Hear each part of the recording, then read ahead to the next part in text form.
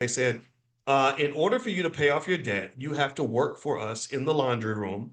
And if you try to sneak out, we're going to lock you up or torture you or beat you or put you in a cage, right? So in order for him to pursue his dream of building the chocolate factory, he had to sneak away from his job.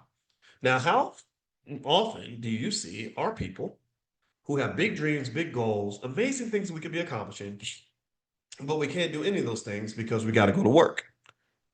Or and why do you have to go to work? Well, you got to go to work because maybe you're in debt, or maybe you don't have enough financial security to quit your job.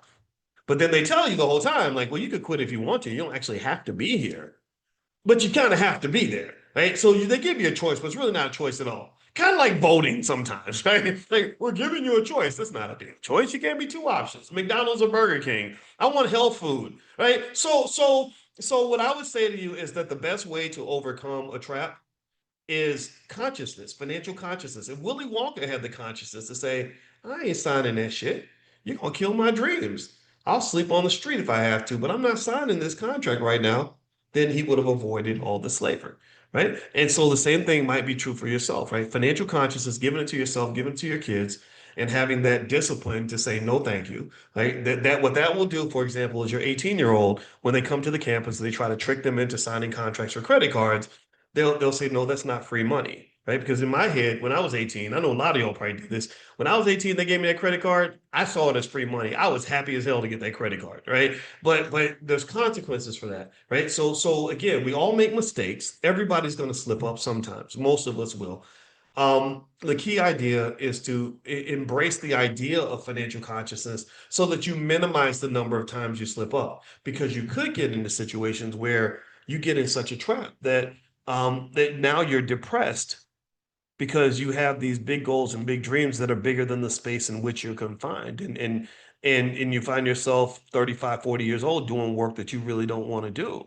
And that's not a curse you should pass on to your children. That the blessing my grandmother Felicia gave me was, before she passed, is she said, Coco, she said, you don't, one thing you never want to do is spend 30 years doing a job that you hate. And I remember the emotion and the weight of her words when she said that, and that stuck with me. That really stuck with me. So do that for your kids and grandkids. Just teach them that, and embrace that economic intelligence, and really understand, like, black financial security in my view is sacred.